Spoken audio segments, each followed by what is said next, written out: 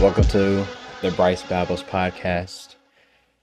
I'm your host Bryce, and just a just a guy that can babble his head off. So we're on episode 2. Good times, good times. Episode 2, and yeah. So subscribe on YouTube and wherever you get your podcasts, and follow on all social medias at Bryce Babbles. All in the description if you're watching on YouTube. Should be somewhere on Spotify and Apple Podcasts too. I really don't know. But yeah, today we are doing a few things. First of all, doing a little reflection, episode 1, how that went, how we feel about it. And today we're talking about grief, kind of a deep topic, and we're talking about being present. After that, we'll be talking about sports, specifically the culmination of the NBA Finals and the Caitlin Clark saga that has been going on in the WNBA. I'll also be doing a Cubs rant at the end for anyone who cares to stay for that. I'm a struggling Cubs fan.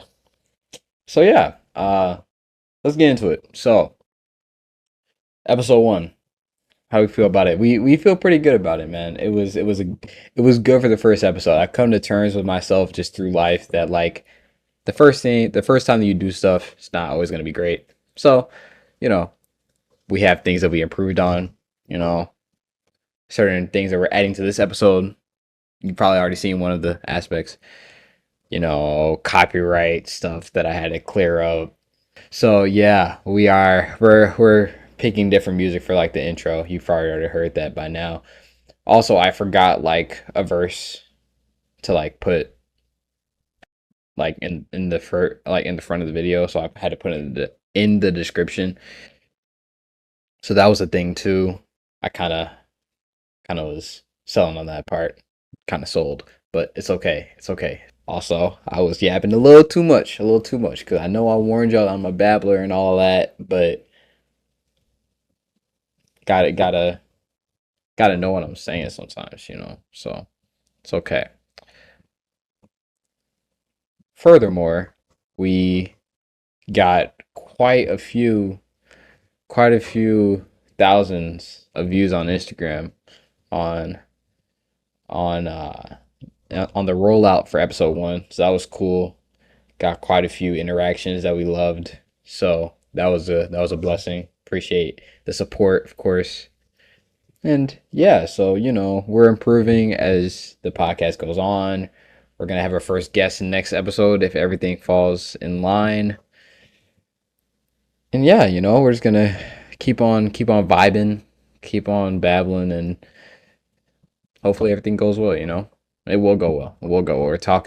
We're speaking it into existence. Yeah, for sure, for sure, for sure. Yeah, man.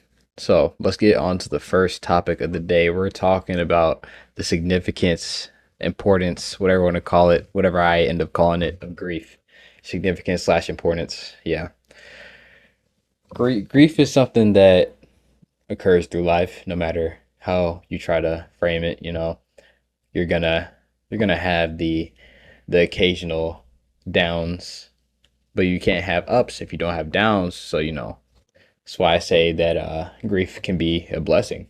You know, if you don't have the grief, you won't know what the happiness feels like when you get past it. I feel like that's a very important part of life for sure. There's definitely a beauty in loss, like when you lose people, whether it's like actually like physically losing them to like death or something, or you lose them like you just stop talking to a friend, or you like have a breakup in a relationship, things like that. There's still beauty in that, right? You get the door closed, you might have a window that opens up, as they say, as the wise ones say. With that, we can in that grief state, you have those 5 stages of grief: the denial, anger, bargaining, depression, and acceptance. So and it can go in any order and any time. It's a tough process, right? You know, grief itself is very tough. It's a very tough thing. So getting through it is something that you definitely cannot do alone, right? It's something where you'll need friends, family, especially friends. Friends. I feel like just in general, I can or people are more vulnerable than with friends and family. I don't know why, but I just feel like that's a thing. Like in general, I really don't know why. That's something that I'll have to delve into on my personal time because I generally do not know.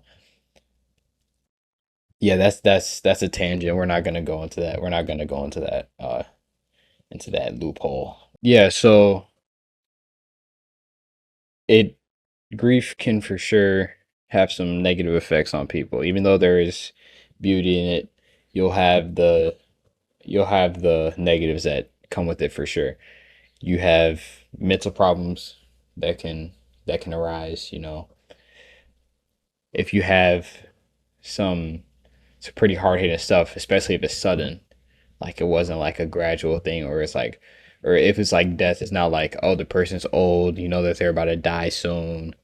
You can mentally prepare yourself. You're still probably going to be sad about it, of course. You know, if it's like a family member or a friend, you're going to be close to them. Stuff happens, right?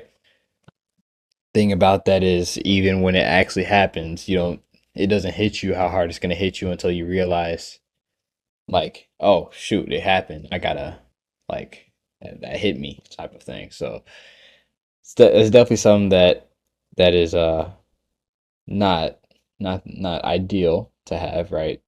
Those mental problems that can possibly come with grief, and obviously those things can kind of go into spiritual problems too.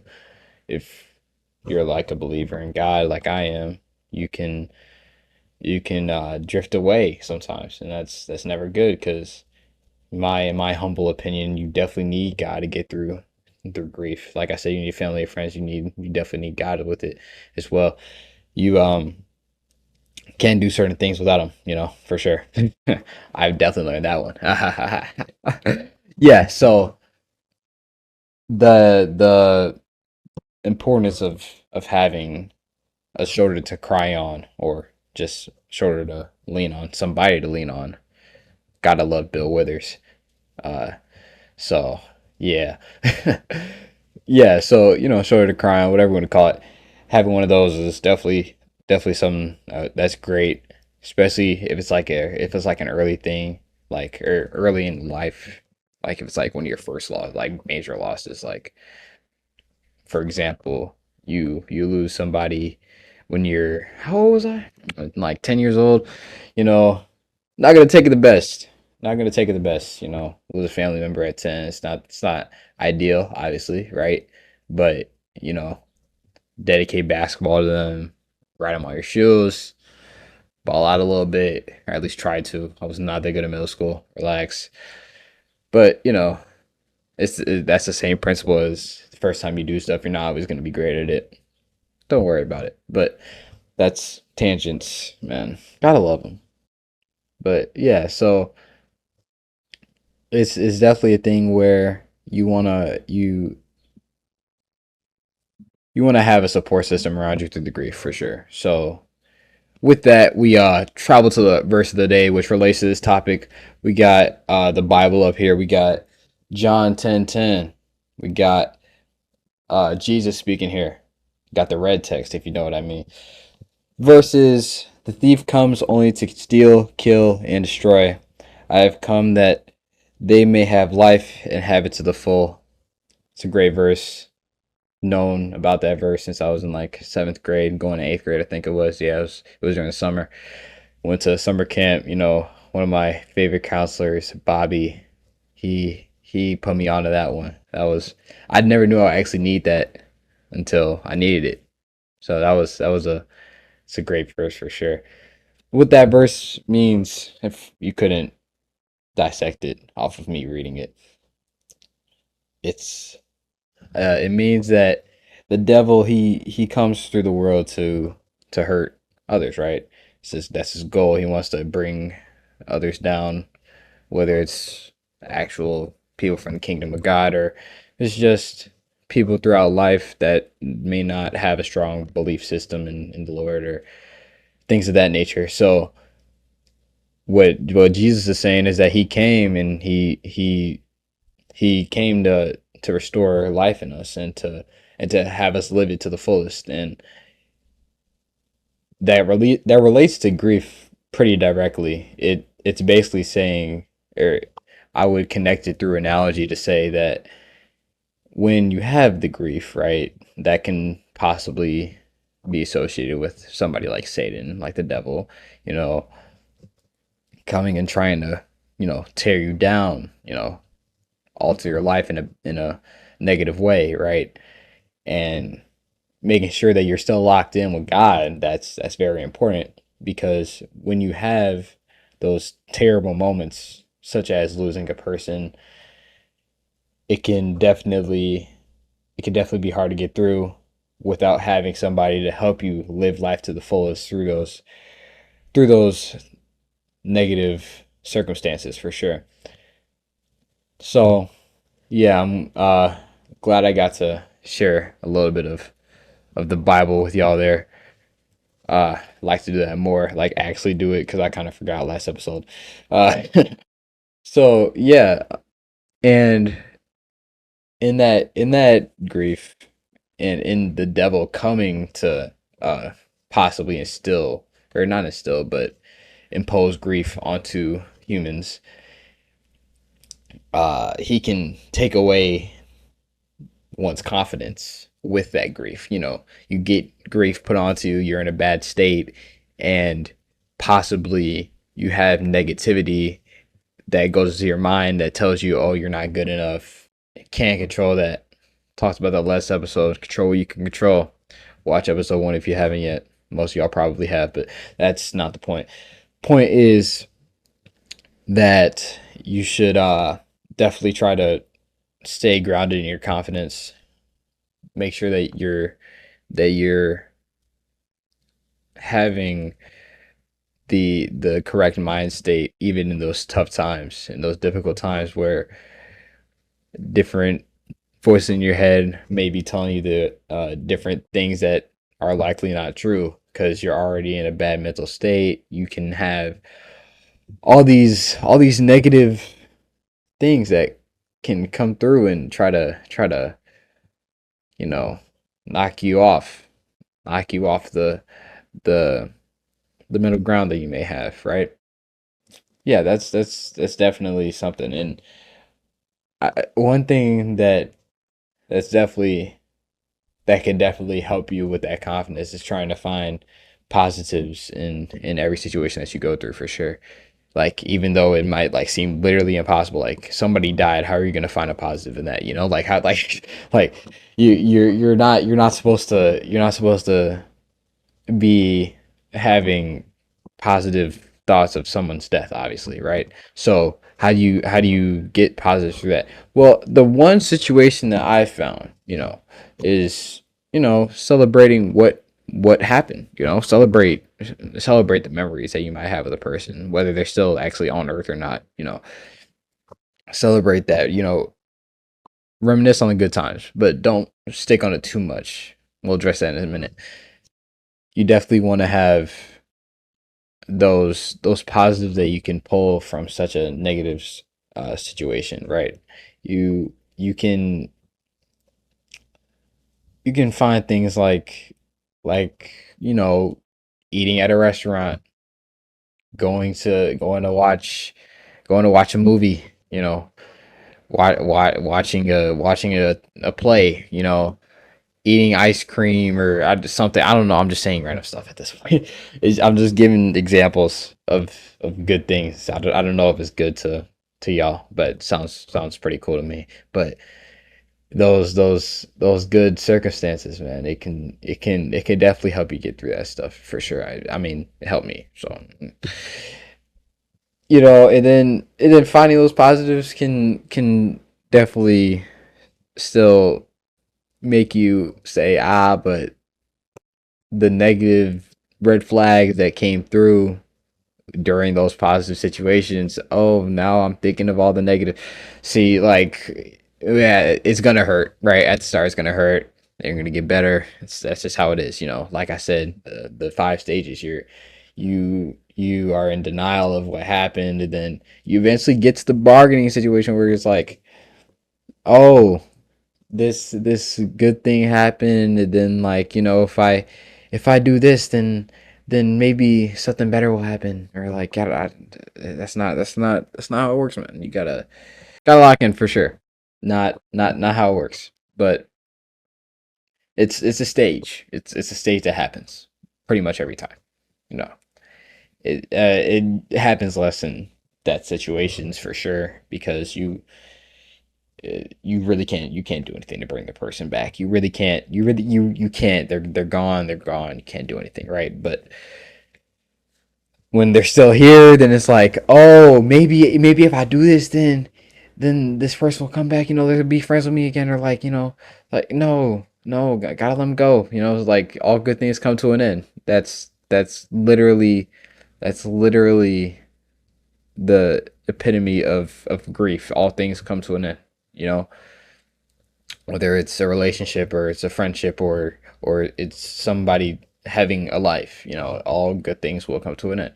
So when you focus on the positives, that can help you realize that there were good times, but the good times had to end, right?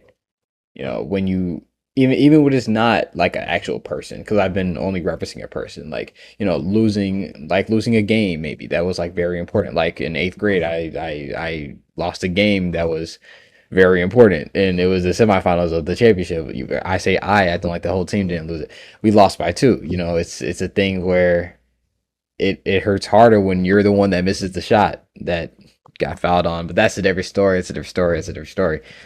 That's for the possible episode in a few episodes. Whenever that happens, we'll definitely be reflecting on that. That's definitely so that gonna come up, because that was my center, man. That was my center. Good times, man. Good times. Eighth grade is so good, man. But yeah, the positives in grief can definitely help you get through that. One thing that is very important is having kindness towards others, because the kindness can help to actually not inflict grief, right? If you gaslight somebody into thinking that they did stuff that they didn't do, it's not kind. uh, you know, that's definitely not kind, and that could cause more grief to somebody's life than they would have wanted, right? And that person can most definitely have outcomes that weren't warranted, if you know what I mean. So having that kindness that you give towards others, even when there may not be grief at the time, you may give them grief if you have the kindness. I'm sorry, if you if you if, if you don't have the kindness, not if you have the kindness. If you have kindness, you're not gonna give grief. What are we talking about, Bryce? Lock in, please.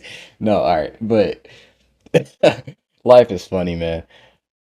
But yeah, having the kindness towards others is definitely something that that resonates with me, because, you know, if you go ahead and radiate positivity, then yeah, having that kindness can definitely cause positive reactions rather than the negatives that could come for them.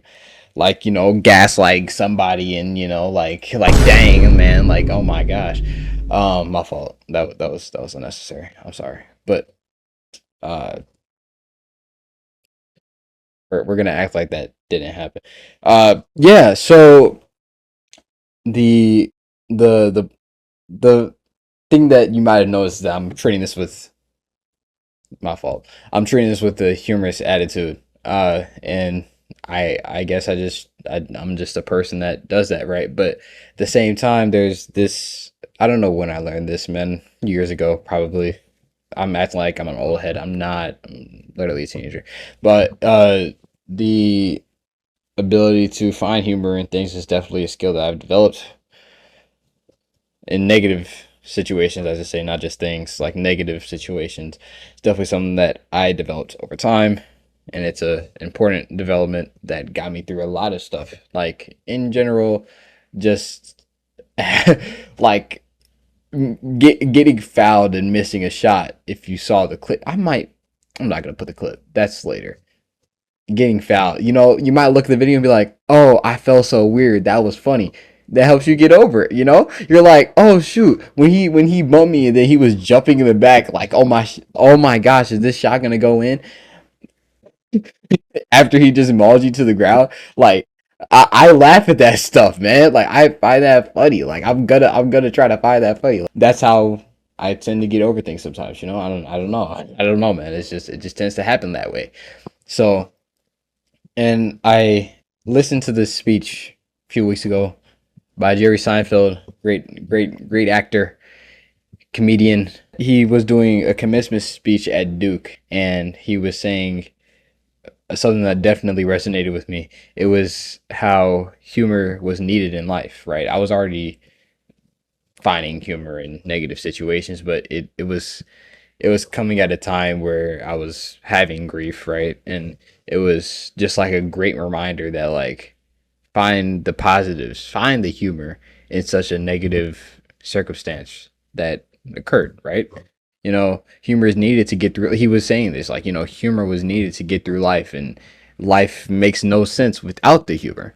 Like, life is a mess, man. And like, stuff's gonna get thrown at you and always like they will be Mahomes just throwing it at you right at your face, and if you don't put your hands up you're gonna get knocked down, and you gotta get up one more time. You get knocked down, you know, get up, get knocked down seven, get up eight. That's what they say. So you know, when you have such a great experience like that, when you have such a great experience like grief, right, you can definitely try to find the humor in that. You know, it's essential. It's definitely essential. It's such a necessary experience to have the grief, but it's also just as necessary, if not more necessary, to have the humor in life, to try to find that positive. Small. It might be small. It might be minuscule, but it's still there. It's still there, man.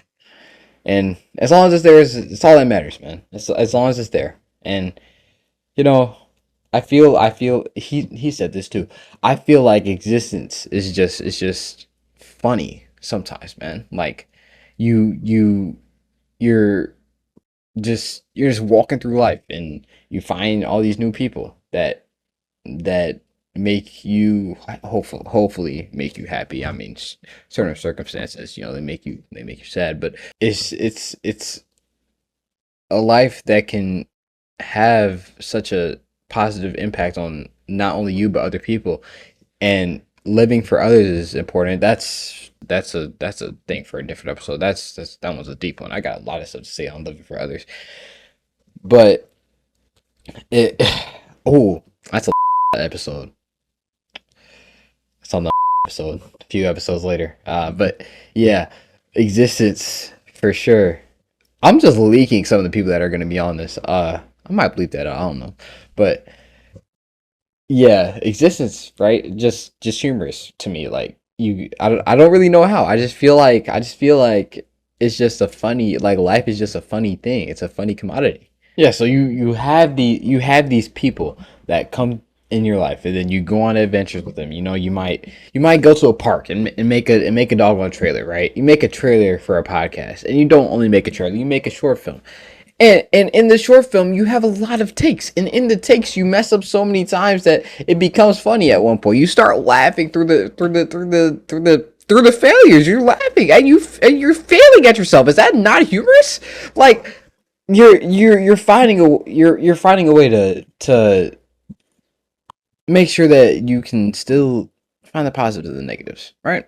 Like I said earlier, you know, find the positives and the grief, right?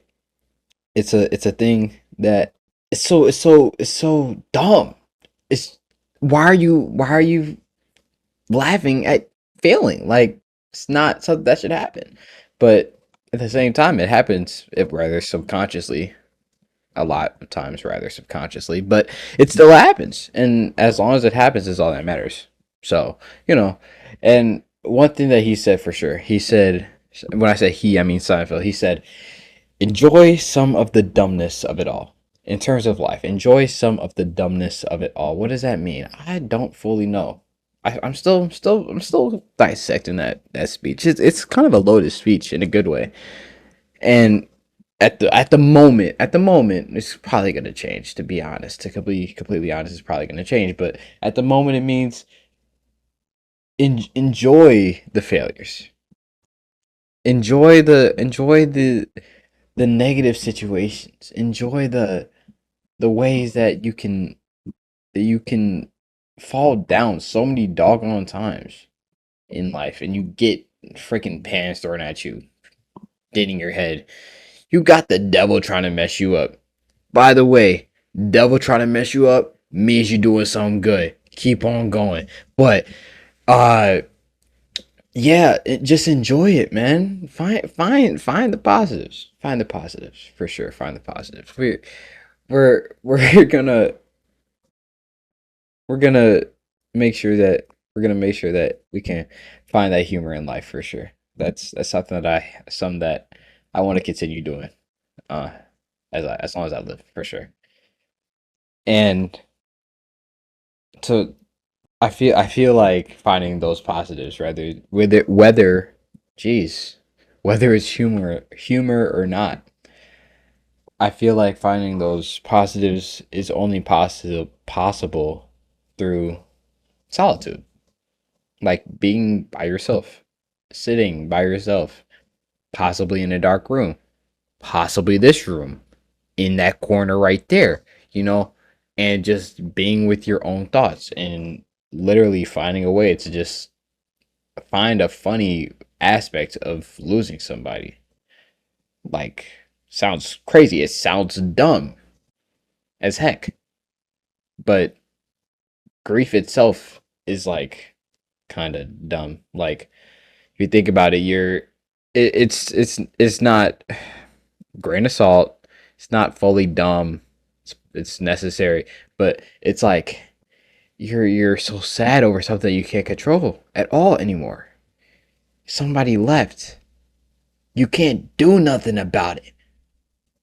And you're so sad over it. You're sad from possibly the memories. You're sad from the aspects that you're losing of your life, right? You know, and it's definitely understandable. But it's like you can't do anything about it. You're spending so much time on it, so much brain power. You could be using to start a business or something. I don't know. All these different things. It's like, man, grief itself is kind of dumb, and you gotta enjoy it. You gotta find the humor in it. But I feel like you can only do that by being by yourself. Sometimes, you can do it by being with your friends that lift you up, of course, that are supposed to lift you up at least. But you gotta be able to you gotta be able to find it meaning humor in solitude. I think that that's very valuable, how you can be by yourself and literally just think to yourself, what am I thinking, like what am I going through, and how do I fix it, how do I like analyze it, what happened, why did it happen, if I can control the why, how do I get better, right? Self improvement, focus on fixing it, right? And if you can't do anything about the why, don't grieve on the why. If you're going to grieve on something, grieve on a different why that you can actually control, right? Why they have to die at such a young age is not something that you can control, right? It's something that was in God's hands. It was his decision, and to you it seems like a dumb decision, like why would you take this person away from me, and that in such a short span of time, whether it's years or months or you know weeks even, like it's like this time was so finite, and you're just like, Oh, they're gone. And sometimes it's just like, oh, they're gone. So, and it's not pleasant, right? And you can't analyze that situation in a big schoolroom with 30 other kids and they're all going crazy and you're just like, I need silence, man. Can't do that in a crowded room. You gotta find time to be by yourself. I mean, being bored is the best time to get over grief, to be honest. The solitude is definitely something that's important. But once you analyze the situation, right? Find the who, why, where. Not really where. It doesn't really matter. I mean, it does to an extent. Find the W's in the how, the H, the singular H that wanted to pop in for some reason. Find those, man, and once you find those, then you can actually focus on moving forward from the grief, right? It's a thing where once you know the whys, it's much easier than trying to move forward too quickly, to the extent that you're moving forward and you don't even know why you're hurt from the thing that you're trying to move forward from. Once you move forward, that's when it's the best time to reminisce on the memories, on the good times. You you have to like halfway reminisce in that stage where you're like thinking of all the positive situations, and like I was mentioning it earlier, find the positives in the negative grief, but you can't like fully lock in on the positives, because if you do, then you're not gonna fully move forward ever if you keep reminiscing before you actually move forward. You moved forward. You've gone through the acceptance stage of the grief, right? And now you're like, man, that was really a great time. That was really a great time. Really a great time. And I can find the great memories that took place, and how my life is changed for better or worse from this person. Usually it's for better, because God usually ain't trying to bring you down. Usually he ain't trying to bring you down, man. He's trying to find a way to bring you up, whether that's from hurting you at one point to bring you up later. Maybe what you're hurting from is what is needed to have you proceed properly in life. Once you go into those memories, you got to make sure you don't focus on it for too long, because you got to keep moving forward with your life, right? And that's a segue to my next topic, which is being present in the situation. A very important thing is living where your feet are. Don't focus too much on what's ahead of you, and don't try to don't try to focus too much on the past, right? This kind of has a little bit of overlap from the last episode, just a little bit. It should, I think. I kind of planned it that way. But point is that you definitely have to try to be present in life. And a great example of this for my music listeners is the great album, I call it a perfect album, Blonde by Frank Ocean, right? For those who might have watched some documentaries on it or something, like I have, like if you're like a Frank fan and you've listened to an hour documentary on Blonde, and you were just like, oh, let's try to delve into this album, because I don't fully understand it right now. I just like how it sounds. That's how I am with Kendrick sometimes too. I had to delve into Mr. Morale and the Big Steppers for sure, because I didn't understand that one at first either. Like I was like, Auntie Diaries, how is Demetrius Marianne? What? Let me delve into that. Different story. Anywho, Frank wasn't living where his feet were, right? And that led to him being hurt because he was trying to find heaven on earth. That was the situation. During the album, he was constantly trying to find heaven on earth, whether that was through drugs or relationships or different negative activities that he was participating in. He he was not living where his feet were, and he missed aspects that aspects of life that could have helped him get through the grief that he was going through, right? He was going through these different seasons of grief constantly and constantly trying to find solutions that were not tangible. Heaven isn't here. Heaven isn't here. Uh, and that's the thing that he had to realize eventually, right? That gets solved through songs like Godspeed, and I feel like it was a little bit in. I don't know how to pronounce it, man. I don't even want to say it. It's a song before Godspeed. I still don't know how to pronounce it, but through that song too, great, both great songs. Two of the best songs of the album. But yeah, uh, that's my music talk for the day, I guess. But uh, yeah, definitely something where it's like if he lived where he was, his life might have been or might have had a different outcome, right? And when you're trying to find a way to live in a present way, you gotta be able to stay calm through that because you'll go insane. You'll definitely go insane. Your mind will start spinning just through finding these different outlets of or not outlets. I'm sorry, different uh aspects of grief and different stages that come with it.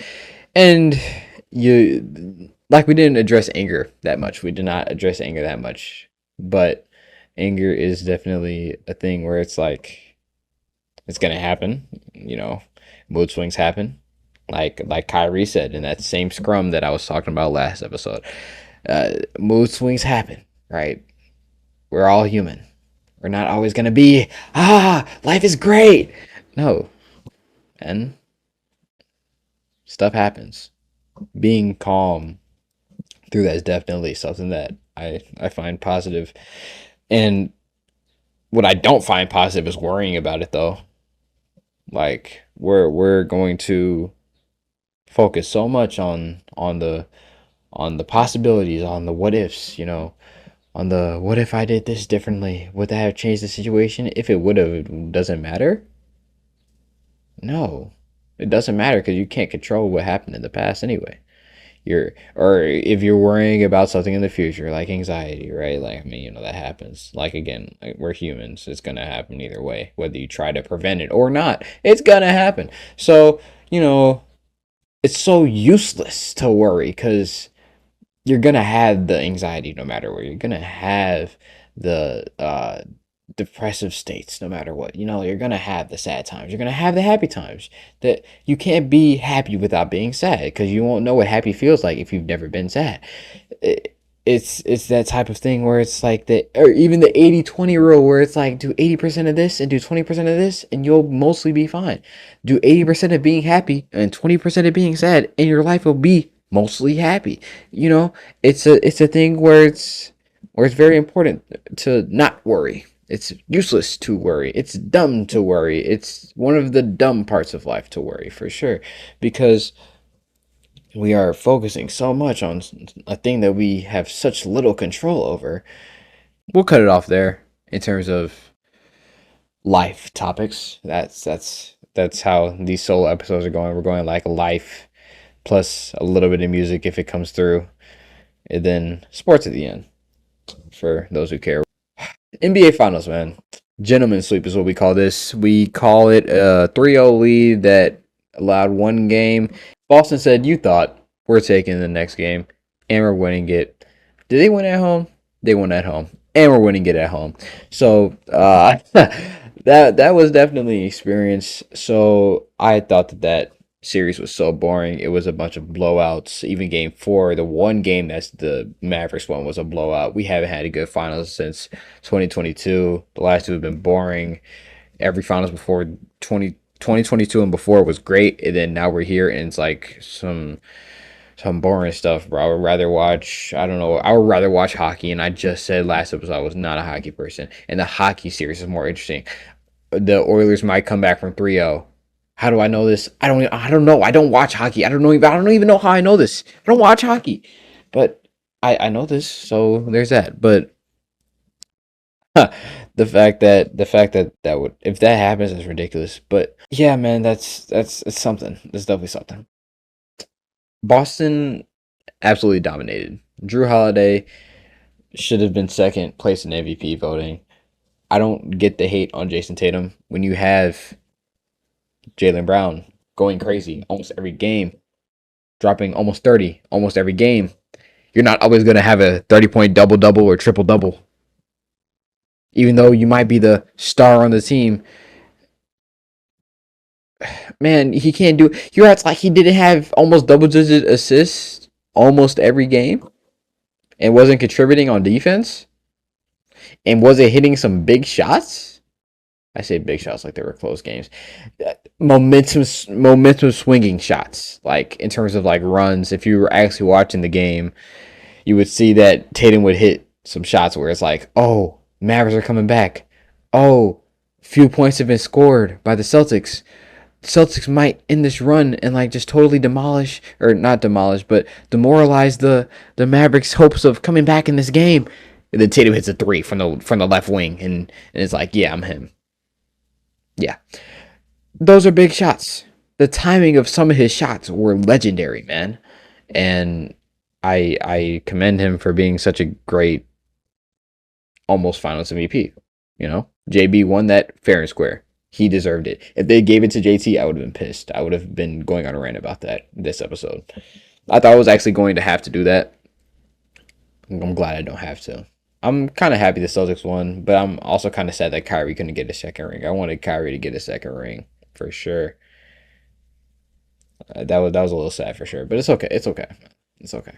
Things happen. I loved how Kyrie kind of waited for all his teammates at the end of that last game too. That was classy. That was classy. You know. Round of applause for Kyrie for that one. You know, round of applause for Kyrie. Round of applause. Round of applause. We'll give him that. We'll give him that. Okay, you're done. So yeah.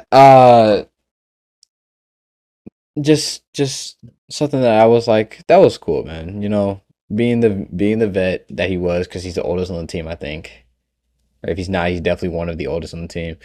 He's probably the oldest on the team. I think he's dang near Jason Kidd's age. Like, that's kind of ridiculous, but yeah, something that was definitely, I love that out of Kyrie. But Kyrie's a great guy, so I don't care what anybody says. Kyrie's a great guy. I will defend Kyrie, just like I defend Curry, and just like I defend Tatum, like I just was. So yeah, man, that was a boring series, but it was something I still watched. So I don't really have much to say. Boston killed him on rebounds. Boston killed him on efficiency. Luca, what are we doing? I understand it's your first finals, but like, lock in, lock in. We're shooting terrible from the field, and even worse from the three. You made like 1-3 all series. Lock in. I heard. Was that where it was like 1 for 21 from three in multiple games?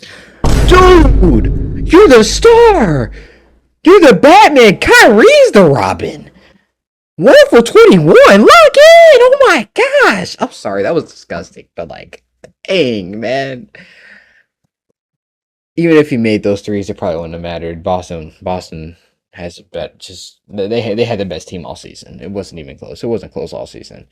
It was kind of obvious that Boston was going to win all season, but whatever. Moving on to Caitlin Clark. Caitlin doggone Clark. She is amazing. Okay, she is a great basketball player. Now, this is something that I might address in like a video article or something at a later time. I don't know. But I know that for sure I'm going to talk about this now. When you get drafted, number one, What does that mean? 99% of the time, you're going to a bad team. You're going to a bad team. What does a bad team mean? They're going to play bad. And today they just lost to the Sky by 1 point. They let them back into the game. I saw it. It was so bad. Andrew Reese balled out 25 and 16 rebounds.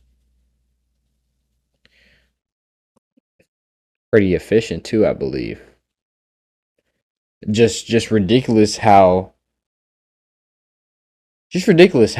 people are ridiculing Caitlyn for playing mediocre on a bad team.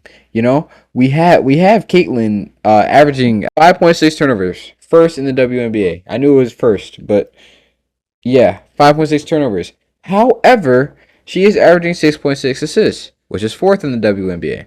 Now, what does that mean? That means that she's averaging more assists than turnovers. That's great. But when it's 6 to 5, that's not that great. That's not that great. Why are these turnovers happening? If you watch the games, you realize that Indiana Fever is a very bad team, which we already established because she was drafted number one. She's drafted to the number one team. She's not going to play like she did in college because she's on the worst team in the league. That was worse last year, too. Because he drafted Leah Boston first last year, too. They're not getting any better. They actually got better this year. Guess what? They are third in their in their conference. They're like 6-11. That's a lot better than last year. Just saying. Why? Well, let's look at the major reason why. They have a point guard that, even though, again, if you watch the games, you'll see that the Fever have terrible spacing. If you watch the games, you'll see Caitlin Clark's doing her best. She's doing her best.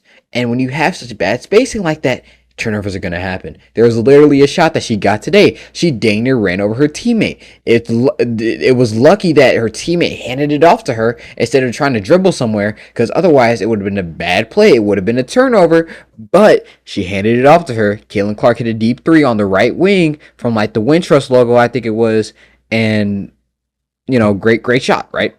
That was like her 14th point, I think it was, and she had 17. It was like late into the second half, so I think, from what I remember watching. But yeah, I'm a basketball guy, if you couldn't tell. So yeah, man, get Caitlin Clark on a better team, and she's averaging a triple double. Just saying, she's 6'1", she's getting rebounds. So on to my most episodes I'm gonna do a Cubs rant. At least solo episodes, I'm gonna end up doing Cubs rants. Cubs lost by 10 in baseball. This isn't basketball. In baseball, you lost by 10 in baseball. Granted, they won by 7 the next game against the Mets, but I said 7 like that because I'm pretty sure it was 7. How do you lose by 10? What are we doing? Lock in.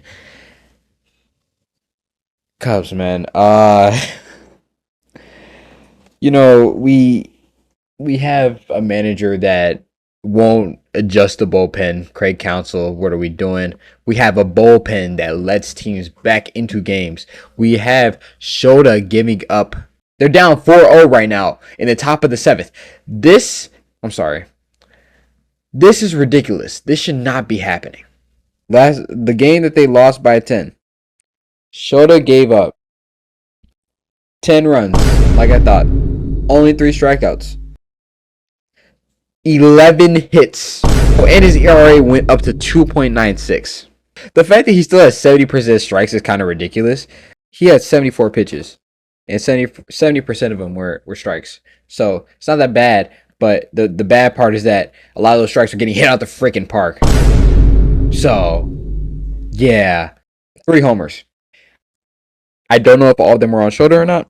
Not checking that far into that. I'm tired of looking at that doggone score. 11-1. Are we serious? I'm sorry. But yeah, we're definitely gonna have to improve on that. Cubs. We won the next game, but we're losing by 4 to the Mets. The Mets, by the way, the New York Mets. They are terrible at baseball this year. Not terrible. They're very mediocre, but we're also very mediocre, if not worse than mediocre. So, yeah. I think I'm okay. I think I've gotten my ranting out. I think I've vented enough about the Cubs, the completely useless by September baseball team, baseball club. I'm sorry. Yeah, so we'll go ahead and wrap this up. Great episode. I hope. I think, man. Yeah, great episode, man. Episode 2, the books, pretty much. Life's lifing in a good way. In a good way. Life is lifing. We're trying to get 1% better every day. Fighting through a little leg injury at the moment from basketball. Things happen. It's okay though. We ball. We ball. So yeah. We're gonna have guests very soon. Guests very soon. Multiple guests. We have around 12 lined up at the moment. And yeah, so we're definitely gonna get stuff done regarding that. Hope y'all enjoyed the pod and yeah, just keep on living, man. Uh Life is great if you make it great. Have a great day, y'all.